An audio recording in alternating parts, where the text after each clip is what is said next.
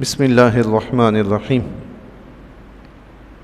حضرت ابو ذر رضی اللہ تعالیٰ عنہ فرماتے ہیں، قلت یا رسول اللہ زدنی، میں نے عرض کی یا رسول اللہ کچھ اور بھی وصیت فرمائیے، کچھ اور بھی نصیحت فرمائیے۔ قال، آقا علیہ الصلوۃ والسلام نے ارشاد فرمایا، ایاک وکثرۃ الضحک، بہت زیادہ ہنسنے سے بچو، فإنہ یمیت القلب، کیونکہ زیادہ ہنسنا دل کو مردہ کر دیتا ہے، ویذھب بنور الوجہ، اور چہرے کی نورانیت کو ختم کر دیتا ہے۔ اللہ، بہت زیادہ ہنسنا، کثرت سے ہنسنا، اللہ، کثرت سے ہنسنے سے دل غافل ہوتا ہے اور غفلت دل کو مردہ کر دیتی ہے۔ اللہ اکبر۔ ایک شخص نے اپنے ایک مسلمان بھائی کو ہنستے ہوئے دیکھا، اس سے پوچھا، کیا تمہیں معلوم ہے کہ تم نے پل صراط پر جہنم کے اوپر سے گزرنا ہے؟ اس نے کہا جی ہاں مجھے معلوم ہے، گزرنا ہے۔ اس نے کہا کیا تمہیں یہ بھی معلوم ہے کہ اس پل سے گزر جاؤ گے، پار چلے جاؤ گے؟ اس نے کہا نہیں یہ معلوم نہیں ہے۔ فرمایا پھر کس بات پہ ہنستے ہو؟ کس بات پہ ہنستے ہو؟ روایت میں آتا ہے اس کے بعد وہ شخص مرتے دم تک کبھی نہیں ہنسا۔ اللہ، ہنسے تو وہ نا جی جو کامیاب ہو گیا، جو ابھی پھنسا ہوا ہے، ملک الموت پیچھے کھڑے ہیں جی، پتہ نہیں کب آ جائیں، قبر کی منزل الگ کھڑی ہے، وہ منہ کھولے کھڑی ہے کہ آ میرے اندر آ، میں پوچھتی ہوں، اس کو کون جواب دے گا وہاں پہ ہیں جی۔ پھر قبر کے بعد محشر کی منزل وہ الگ کھڑی ہے، پل صراط الگ کھڑا ہے، تو یہ کون خوش نصیب ہی کوئی ہوں گے جو پل صراط سے یہ قبر کی منزل، محشر کی منزل، پل صراط کی منزل گزار کے جنت میں چلے جائیں گے۔ تو جس شخص کے آگے اتنی سارے مصائب و علام ہو، وہ کیسے ہنس سکتا ہے جی؟ تو زیادہ ہنسنا دل کو مردہ کر دیتا ہے۔ بندہ خاموش رہے گا، کم ہنسے گا، تھوڑی بہت غور و فکر کی اسے مہلت بھی ملے گی۔ حضرت وہیب بن ورد رضی اللہ تعالیٰ عنہ نے عید کے دن کچھ لوگوں کو ہنستے ہوئے دیکھا، فرمایا اگر ان لوگوں کی مغفرت ہو گئی ہے تو کیا یہ شکر کرنے والوں کا طریقہ ہے؟ مغفرت ہو جائے خوشی کی بات ہے نا جی، اللہ تعالیٰ مغفرت فرما دے، اس سے بڑھ کے اور خوشی کیا ہوگی؟ فرمایا کیا ان لوگوں کی مغفرت ہو گئی ہے اور کیا یہ شکر کرنے والوں کا طریقہ ہے اگر مغفرت ہو گئی ہے؟ پھر فرمایا اور اگر مغفرت نہیں ہوئی تو کیا یہ ڈرنے والوں کا طریقہ ہے؟ جب تک رب کی طرف سے بندہ مومن کو مغفرت کا پیغام نہیں ملا، بندہ مومن کیسے ہنستا ہے؟ ایک طرف جہنم ہے، دوسری طرف جنت ہے، اس کو پتہ تو نہیں کہ جانا کس طرف ہے۔ کون سے اتنے اس نے اعمال کر لیے، اعمال کرنے کے بعد بھی کیا خبر کوئی ایسی غلطی ہو جو رب کو اتنی ناپسند ہو وہ قبول ہی نہ فرمائے، دیگر اعمال بھی کیا کریں گے پھر اس وقت؟ جب تک مغفرت کی خوشخبری رب کے ہاں سے نہیں مل جاتی، اس وقت تک حقیقت یہ ہے کہ بندہ ہنسنے کے قابل نہیں ہے، اگر بندہ ہو۔ حضرت عبداللہ بن عباس رضی اللہ تعالیٰ عنہ فرماتے ہیں، جو شخص دنیا میں ہنستے ہوئے گناہ کرتا ہے وہ کل قیامت کے دن روتے ہوئے جہنم میں جائے گا۔ اللہ، آج دنیا میں ہنستے ہوئے کام کر رہا ہے، گناہ کر رہا ہے، فرمایا کل روتے ہوئے جہنم میں جائے گا۔ اللہ، ایک اور بزرگ فرماتے ہیں تم ہنس رہے ہو اور پتہ نہیں کیا پتہ تمہارے کفن بھی تیار ہو گئے ہوں۔ اللہ اکبر، کپڑا جو بن کے آیا ہے کفن کے لیے مارکیٹ میں موجود ہے، پتہ نہیں کہیں اس میں ہمارا بھی حصہ ہو۔ ہنسے تو وہ جی جو سارے کاموں سے فارغ ہو کے رب کے ہاں سے دائیں ہاتھ میں نامہ اعمال لے چکا ہو، اس کو خوشخبری مل گئی ہو کہ تمہارے لیے جنت ہے، وہ ہنسے، وہ خوشیاں منائے۔ اور جو بیچارہ تو ابھی دنیا میں امتحان گاہ میں پڑا ہوا ہے، ابھی اتنی ساری منازل اس کی باقی ہیں، وہاں سے گزرا ہی نہیں، وہ ہنس کے کیا کرے گا؟ حضرت ابو ذر رضی اللہ تعالیٰ عنہ فرماتے ہیں، قلت یا رسول اللہ زدنی، عرض کی یا رسول اللہ کچھ اور بھی نصیحت فرمائیے۔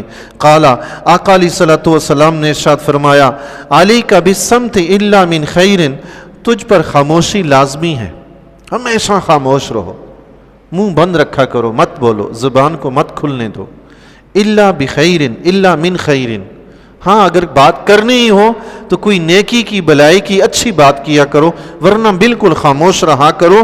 فَإِنَّهُ مَطْرَدَةٌ لِلشَّيْطَانِ عَنْكَ، یہ تیرا یہ عمل نا شیطان کو تجھ سے دور بھگائے گا۔ اللہ اکبر، خاموش رہو گے نا تم شیطان کے جال میں نہیں پھنسو گے، جتنا زیادہ بولو گے اتنا شیطان کے جال میں پھنسو گے، خاموش رہو گے شیطان تم سے بھاگ جائے گا۔ وَعَوْنٌ لَكَ عَلَىٰ أَمْرِ دِينِكَ، اور نیکی کے کاموں میں تیرے لیے مددگار ہو جائے گا۔ کون سا عمل؟ خاموش رہنے والا۔ فرمایا خاموش رہو گے شیطان بھاگ جائے گا، زیادہ بولو گے تو شیطان کو موقع ملے گا الٹی سیدھی باتیں کروانے کا، لڑائی جھگڑے کروانے کا۔ بزرگان دین فرماتے ہیں تقریباً 80% گناہ زبان کی وجہ سے ہوتے ہیں، 80% گناہ۔ ایک حدیث شریف میں آتا ہے آقا علیہ الصلوۃ والسلام نے ارشاد فرمایا روزانہ صبح سویرے جسم کے سارے اعضاء، صبح جب ہوتی ہے نا، جسم کے سارے اعضاء زبان کے آگے جھک کر اس سے عرض کرتے ہیں خدا کے لیے ہمارے معاملے میں اللہ سے ڈرنا، ہمارا بھی تجھ سے تعلق ہے، تو اگر سیدھی رہے گی تو ہم سب سیدھے رہیں گے، تو ٹیڑھی ہوئی تو ہم سب ٹیڑھے ہو جائیں گے۔ بولتی تو زبان ہے، الٹی سیدھی حرکتیں زبان سے ہو جاتی ہیں، پھر بھگتتا کون ہے؟ جسم کے باقی اعضاء۔ گالی گلوچ کر دی تو کسی کو اس نے پھر مار پیٹ کرنی ہے، کس کو؟ زبان کو مارے گا، وہ تو باقی جسم باقی اعضاء ہی مار کھائیں گے۔ لڑائی جھگڑا ہوتا ہے، کیا زبان مار کھاتی ہے؟ زبان نے تو کبھی مار نہیں کھائی۔ تو اللہ کے نبی علیہ الصلوۃ والسلام نے فرمایا خاموشی اختیار کرو، بولنا ہے تو کوئی اچھی بات کرو۔ ایک حدیث شریف میں آتا ہے آقا علیہ الصلوۃ والسلام نے ارشاد فرمایا جو شخص آخرت پر اور اللہ پر یقین رکھتا ہے، ایمان رکھتا ہے، اسے چاہیے یا اچھی بات کہے یا خاموش رہے۔ بس بندہ مومن ہے، اللہ کو مانتا ہے، یعنی تو بندہ مومن جو اللہ کو ماننے والا ہے اس کو تو چاہیے کہ گندی بات کبھی بھی منہ سے نہ نکالے۔ اس کو پتہ ہے کل قیامت کے دن میں نے اپنے رب کو حساب دینا ہے، وہ کبھی بھی بری بات منہ سے نہ نکالے۔ ایک حدیث شریف میں آتا ہے حضرت عمران بن حسین رضی اللہ تعالیٰ عنہ فرماتے ہیں نبی اکرم صلی اللہ تعالی وسلم نے فرمایا مرد کا خاموش رہنا، کسی انسان کا خاموش رہنا 60 سالہ عبادت سے بہتر ہے۔ سبحان اللہ، 60 سالہ نفلی عبادت کی بات ہو رہی۔ ایک بندہ ہے جو 60 سال تک عبادت کرتا رہے اور ایک بندہ سارا دن صرف خاموشی اختیار کرے، اچھی بات کے سوا بولے ہی نہیں، خاموشی اختیار کرے۔ وہ 60 سال عبادت کرنے والے سے یہ بہتر ہو گیا جس نے ایک دن خاموشی اختیار کی۔ اللہ اکبر! 60 سال بندہ عبادت کرنے میں مشقت کتنی اٹھائے گا، بار بار وضو کرنا، بار بار روزے رکھنا، بار بار نفلی نمازیں پڑھنا، رات میں بھی کھڑا ہے، دن میں بھی کھڑا ہے۔ اور ایک بندہ ایسا ہے جو صرف خاموش رہتا ہے، بولتا نہیں ہے، فضول نہیں بولتا، اس کو 60 سال کی عبادت سے زیادہ ثواب مل جائے گا۔ سبحان اللہ! اللہ ہمیں ایسا کرنے کی توفیق عطا فرمائے، اپنی زبان پر قابو رکھنے کی توفیق عطا فرمائے۔ ایک حدیث شریف میں آتا ہے آقا علیہ الصلوۃ والسلام کے ارشاد گرامی ہے، فرمایا تم مجھے 2 چیزوں کی ضمانت دے دو میں تمہیں جنت کی ضمانت دیتا ہوں۔ اللہ اکبر! کمال ہے، سبحان اللہ! ہمارے نبی نے تو ہمیں ضمانت دے دی ہے، ہم بھی کوشش کریں رب سے توفیق مانگے ہیں جی۔ 2 چیزوں کی ضمانت، ایک فرمایا زبان کی، دوسرا فرمایا اپنی عصمت کی حفاظت کی۔ اللہ! بندہ مومن ہے صرف بیوی کے پاس جا سکتا ہے، بس اس کے سوا اس کو کہیں جانے کی اجازت نہیں۔ ایک کام وہ یہ کرے کہ بیوی کے سوا کسی عورت کی طرف مت جائے، اس بات کی ضمانت دے دے۔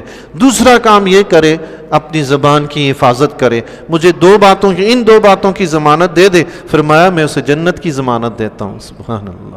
کون سا مشکل کام ہے جی، رب کا فضل ہے، رب کا ہزارہا شکر ہے، کتنا اس پروردگار کا شکر ادا کرائیں جو ہمیں برے گناہ سے محفوظ رکھتا ہے، بدکاری کے گناہ سے محفوظ رکھتا ہے جی۔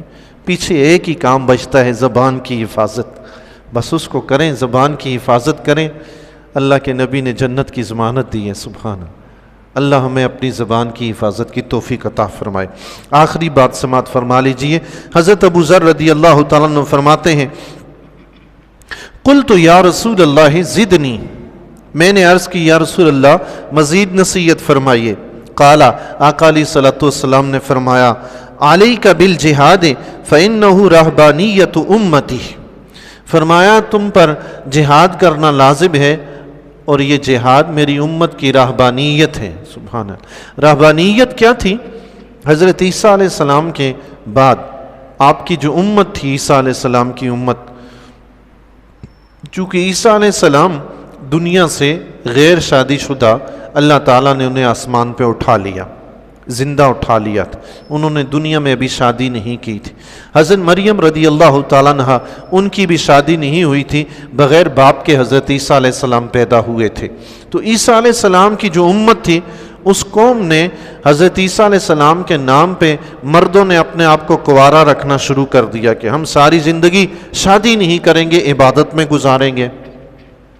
یوں ہی اس وقت کی خواتین نے یہ عہد کر لیا کہ حضرت مریم رضی اللہ تعالیٰ عنہا کی طرح ہم بھی ساری زندگی شادی نہیں کریں گی، صرف عبادت میں گزاریں گی۔ پھر ایسا ہوا، قرآن کریم میں ان کا ذکر آتا ہے، پھر ایسا ہوا کہ چند ایک لوگوں کے سوا کوئی بھی اس عہد کی پاسداری نہ کر سکا، دنیا کو چھوڑ کر صرف عبادت خانوں میں وقت گزارنا انہوں نے شروع کیا، لیکن پھر یہ سارے ایسا کام نہ کر سکے، مصیبت میں پڑ گئے۔ وہ جو راہب تھے عبادت خانوں میں جب الگ رہنے لگے، مرد اور عورتیں، لڑکے اور لڑکیاں، تو انسانی بشری تقاضے تھے، وہ قابو نہ رکھ سکے، گناہوں میں ملوث ہو گئے، چند ایک کے سوا باقی گناہوں میں ملوث۔ تو ربانیت یہ ہے کہ انسان دنیا کے کام کاج کو، دنیا کو چھوڑ کر اللہ کی عبادت میں لگ جائے، جنگلوں میں نکل جائے۔ اللہ کے نبی علیہ الصلوۃ والسلام نے فرمایا، اسلام میں ایسی کوئی رہبانیت نہیں ہے کہ انسان اپنے بیوی بچوں کو، شادی بھی نہ کرے، بچوں کو، گھر بار کو، آل و عیال کو، سب کو چھوڑ کے جنگلوں میں جا کے زندگی گزارے۔ اسلام نے اس کو ختم کر دیا، ایسا نہیں۔ فرمایا اگر کسی نے علیحدگی اختیار کرنی ہی ہے، کوئی چاہتا ہے کہ اپنے گھر والوں کو چھوڑ کے اللہ کی عبادت میں نکلے، فرمایا وہ جہاد میں جائے۔ سبحان اللہ، وہ کیا کرے؟ جہاد میں جا کر اپنا وقت گزارے، تاکہ دین کو بھی اس کی گوشہ نشینی کا فائدہ ہو، اس کی رہبانیت کا فائدہ ہو۔ رہبانیت یہی ہے کہ دنیا سے بندہ الگ ہو، اللہ کی عبادت میں مصروف ہو جائے۔ تو اللہ کے نبی علیہ الصلوۃ والسلام نے فرمایا جہاد بہترین عبادت ہے، ورنہ بندہ مومن کو، کسی کو اسلام نے یہ اجازت نہیں دی کہ اپنے گھر کے کام کاج نہ کرے، کمائے نہیں، محنت مزدوری نہ کرے اور تارے کی دنیا ہو کر بیٹھ جائے، لوگوں کے چندوں پہ اپنے آپ کو پالے، ایسا نہیں۔ اپنے لیے محنت کرے، گھر والوں کے لیے کما کے لائے، گوشہ نشینی ایسی اختیار کرنی کہ گھر والے بھوکے مر رہے ہوں، یہ حضرت صاحب جناب محراب سے نہیں نکل رہے کہ میں نماز پڑھ رہا ہوں، میں عبادت میں مصروف ہوں، میں روزے رکھ رہا ہوں، نہیں، ایسی عبادت کا اسلام نے اجازت نہیں دی۔ اللہ اکبر۔ ہمیں جو حکم دیا گیا وہ یہ ہے کہ گھر والوں کے لیے محنت مزدوری بھی کریں تو اللہ کے فرائض بھی ادا کریں، دنیا کو چھوڑ کر اپنے گھر والوں کو لوارث بے یار و مددگار چھوڑ کر انہیں پریشان کرنا، اسلام اس کی اجازت نہیں دیتا۔ اللہ تعالیٰ سے دعا ہے اللہ تعالیٰ ہمیں وہی راستہ اختیار کرنے کی توفیق عطا فرمائے جو وہ چاہتا ہے۔ گزشتہ انبیاء علیہ السلام تھے، اللہ کے انبیاء سے بڑھ کر کون سا ایسا شخص ہے جو عبادت میں زیادہ ذوق و شوق رکھتا ہو؟ لیکن انبیاء علیہ السلام بھی ایسے تھے جو کوئی کھیتی باڑی کیا کرتے تھے، کوئی ٹیلرنگ کا کام کیا کرتے تھے، کوئی زرع بنایا کرتے تھے، کوئی بکریاں چرایا کرتے تھے، کوئی مال مویشی پالا کرتے تھے۔ وہ کبھی بھی لوگوں کے کندھوں پہ بوجھ نہیں بنے، اپنے ہاتھوں سے محنت کر کے کھایا کرتے تھے۔